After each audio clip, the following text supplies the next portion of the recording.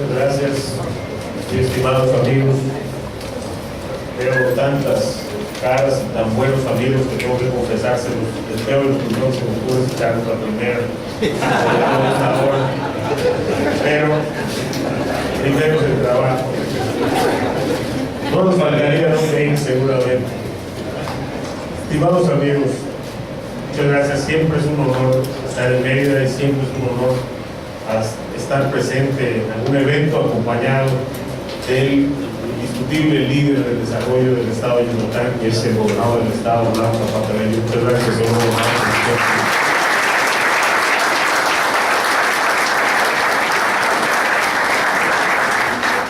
Y agradezco en todo lo que vale la invitación y la anfitrionía permanente de José Manuel López Campos, titular de Carac. Muchas gracias.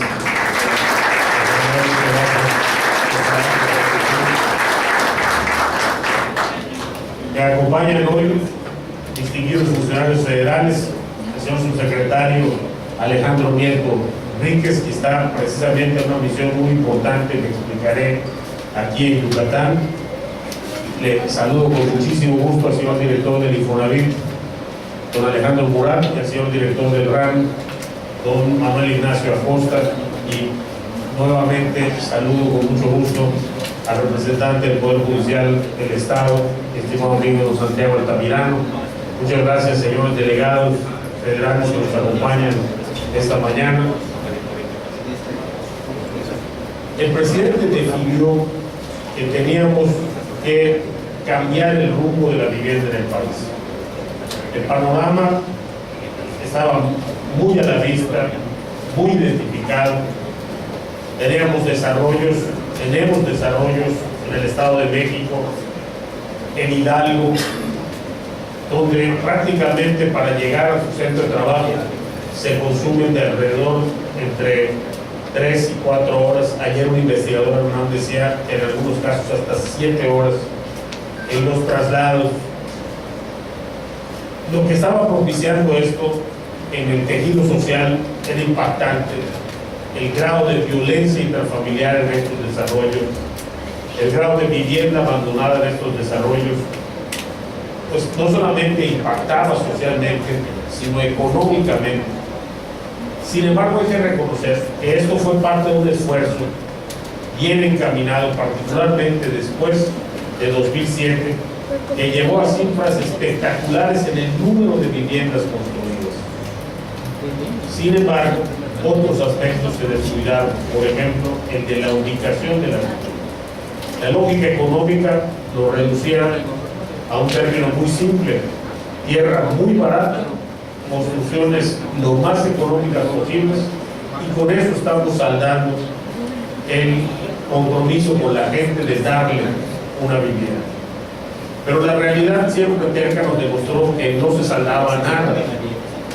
Esos créditos que prácticamente obligábamos a los trabajadores a adquirir una vivienda de 230,000 pesos terminaron en un muro de crédito, porque esos trabajadores o pagaban el transporte, o pagaban la hipoteca, o pagaban los costos de vivir lejos, o pues perdían el trabajo.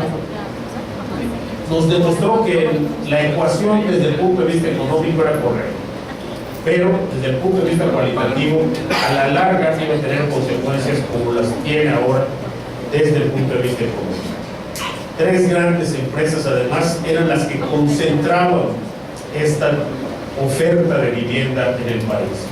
Entre las 3 llegaron a representar prácticamente el 78% de toda la oferta de vivienda en el país, en este rubro. Estamos hablando pues de que estábamos en un atolladero, porque ya se veía venir, y ahora que el INEGI acaba de publicar algo que se llama cuenta satelital de vivienda, es decir, un censo del INEGI que mide específicamente el impacto de la vivienda en la economía, nos demostró cómo este peso de la vivienda alcanzó en 2007 6.5. Eso es lo que significaba la vivienda, pero fue cada año disminuyendo hasta llegar a un 5.6.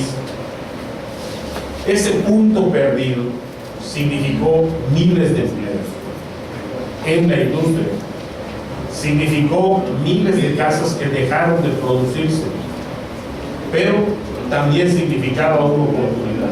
Desde ese punto de vista, la quiso abordar el presidente Peña con una definición fundamental: no podemos seguir haciendo lo mismo. Entonces se crearon perímetros o contornos urbanos. Los vivienderos los conocen muy bien: U1 muy cerca, U2 no tan cerca, U3 cerca pero ya casi lejos, y sin llegar a las lomas, lomas lejos, lomas feo normalmente.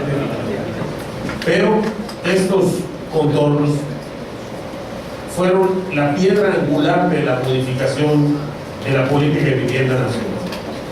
El tema principal era la ubicación, y lo más importante era convencer al sector de que podíamos hacer convivir una buena ubicación con un buen precio y una buena calidad en la oferta, y tendríamos la oportunidad de generar espacios mucho más habitables, mucho más plenos en cuanto al sentido de lo que una casa representa. El otro día, en la sesión de la presentación de política de vivienda, decía yo una frase que tomé de un proverbio alemán que dice: puedo tener el mundo en mi casa, puedo tener el mundo en mi casa, pero puedo tener el mundo y no es nada sin mi casa. Ese es el valor que la vivienda tiene para todos los seres humanos. No contemplarla desde ese punto de vista, creer que solamente dar un techo o dar una unidad básica de vivienda era un grave error. El cambio en esta política de vivienda se debió a estos factores, y el resultado fue realmente rápido. Pasamos de tener un déficit de vivienda de casi menos 17 que se había acumulado en esos años, y en los primeros 6 meses de la aplicación de la nueva política de vivienda, debido fundamentalmente a la ausencia de estas 3 desarrolladoras. Cuando el gobierno dijo no va a haber ningún rescate en materia de vivienda, no saldrá un peso del presupuesto de egresos de la Federación para rescatar a nadie, pues ciertamente las acciones en la bolsa se desplomaron, y ciertamente pasaron momentos muy complicados. Ya se veían, simplemente se dieron a conocer los datos que ya existían, pero significó un freno en la producción. Pero fíjense de este lado, ¿qué ocurrió inmediatamente?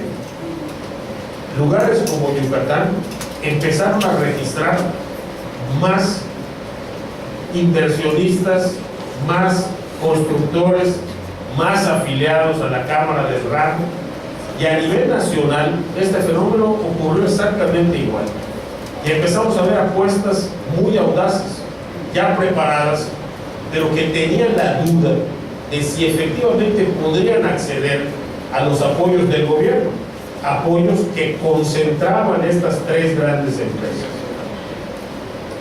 Se quedó muy claro que los apoyos iban a ser absolutamente parejos, y entonces pasamos de 825 socios de la Canadel a hoy 2.125 socios en la Canadel, y pasamos de 215 pequeños constructores a casi 700 pequeños constructores. Cuando hablo de pequeños constructores, hablo de aquellos que hacen entre 1 y 100 casas. Esto quiere decir que la oferta empezó a diversificarse. El resultado, estimados amigos, es que el año pasado, efectivamente, tuvimos algunas cifras que no se daban en la industria desde hacía mucho tiempo. Por ejemplo, en diciembre del año pasado se registraron 83,000 nuevas viviendas en el Registro Único de Vivienda, un instrumento que por cierto existía pero no se utilizaba. Los contornos urbanos diseñados por la Subsecretaría de Desarrollo Urbano de la SEDATU se inscribieron en el Registro Único de Vivienda, y ahora, cuando vas a inscribir tu vivienda, automáticamente ves en qué contorno estás. El 75% de la vivienda se construía fuera de los contornos urbanos. Hoy es al revés.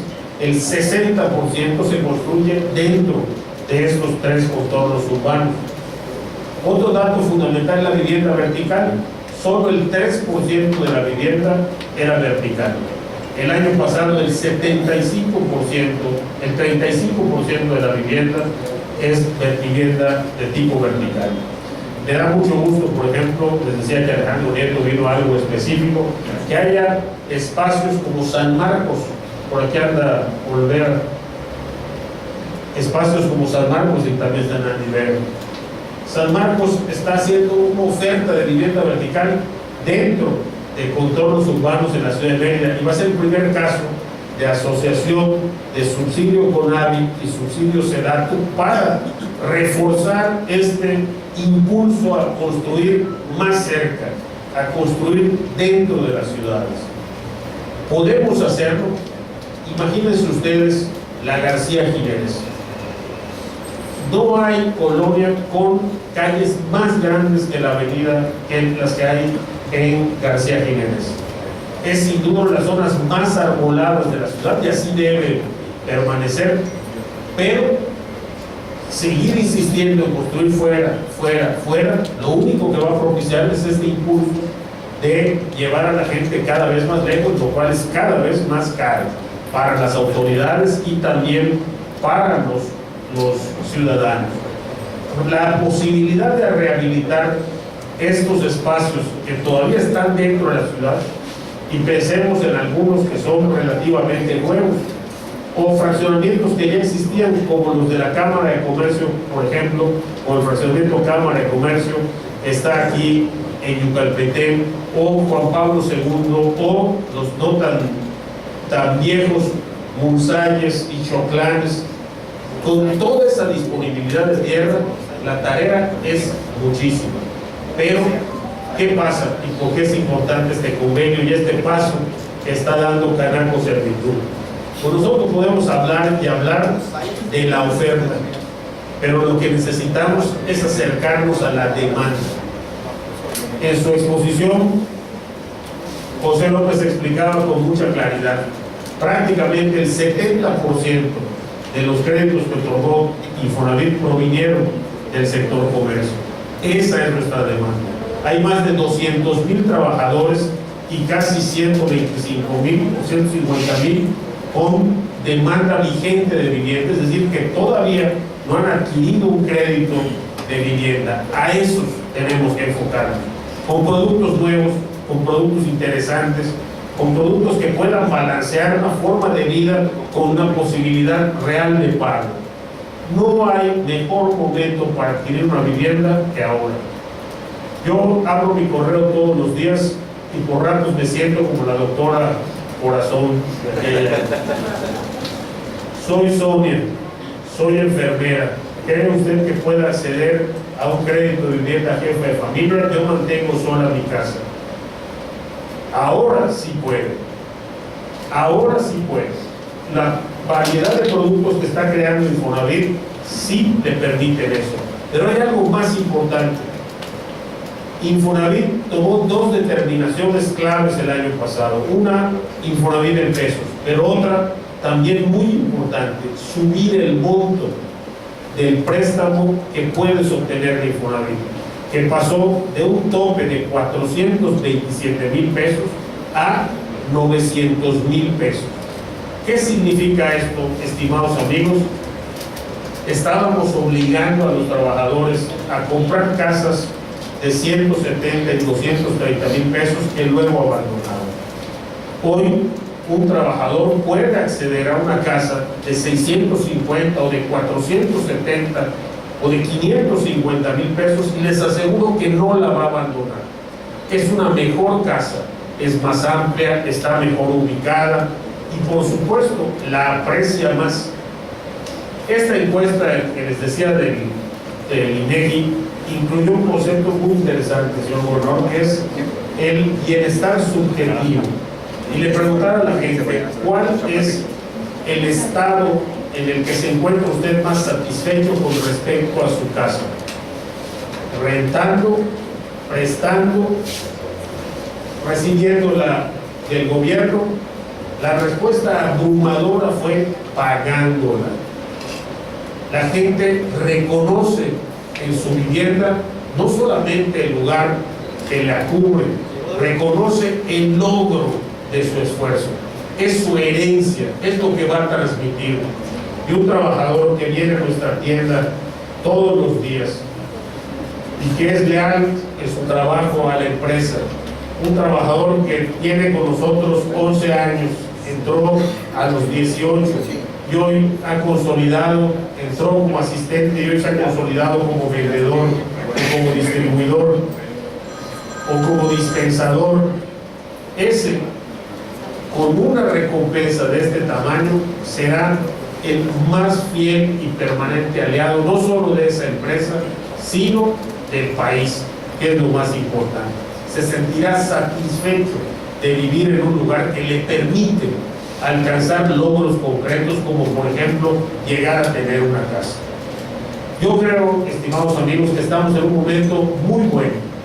Si podemos unir a la oferta que representan las instituciones de vivienda del país, el Infonavit principalmente, el Fobiste, incluso el FONAPO, que ahora empieza nuevamente a crear esquemas de ahorro para la construcción de vivienda, además de los que hacen a través de los institutos de vivienda estatales. Si mantenemos esta comunicación, pero además tenemos la inteligencia de acercarnos a la demanda que quiere encontrar respuestas, que quiere encontrar soluciones, creo que estaremos haciendo lo correcto y el paso que llevamos el año pasado se convertirá en un paso permanente. El año pasado, vivienda representó un crecimiento de 8.4%, 4 veces lo que creció la economía del país. Eso es lo que creció la vivienda el año pasado. ¿A qué se debió? Ciertamente a las medidas tomadas por el presidente Peña Nieto: Infonavit en pesos, subir el crédito de Infonavit, subir los subsidios hasta 5 veces salario mínimo, pero también a la comunicación permanente entre la industria y el gobierno. El gobierno no es, ni puede, ni debe ser constructor de casas. El gobierno tiene que impulsar a los que se dedican a la construcción de casas y mantener una comunicación con ellos. Eso fue lo que hicimos el año pasado. Este convenio representa una nueva oportunidad para que un sector amplísimo de ciudadanos, que son los empleados afiliados a las empresas de Canaco Servitur, encuentren mecanismos que les permitan tener una respuesta rápida a su demanda de vivienda. Creo que es una idea muy afortunada. Felicito a Canaco Servitur y por supuesto el Fonavit por seguir generando esta clase de mecanismos que nos van a permitir que todos estos planes, programas, productos diseñados por el gobierno federal lleguen realmente a los que nos importan, que son los ciudadanos. Qué bueno además que sea aquí en Yucatán. Puedo asegurarles, y no es un gesto de paisano, puedo asegurarles, después de recorrer varias veces el país y como metiche que soy, ir a todos los fraccionamientos que he podido, que la oferta de vivienda en Yucatán es, sin lugar a dudas, una de las mejores del país. Creo que tenemos una gran oportunidad de dar a nuestros ciudadanos con convenios como este la oportunidad de tener una casa más que digna, una casa que le permita soñar y creer y guardar esa esperanza de que la vida va a mejorar. Eso es lo que nos interesa a nosotros desde el gobierno. Este es el propósito del presidente Peña y felicito nuevamente a Canaco y a Infonavit por este importante paso. Muchas gracias.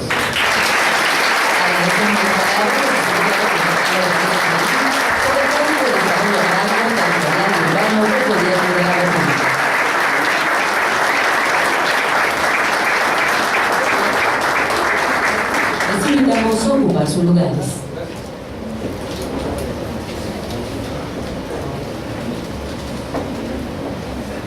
Y en estos momentos escucharemos el mensaje a cargo del gobernador constitucional del estado de Yucatán, el licenciado Rolando Zapata Bello.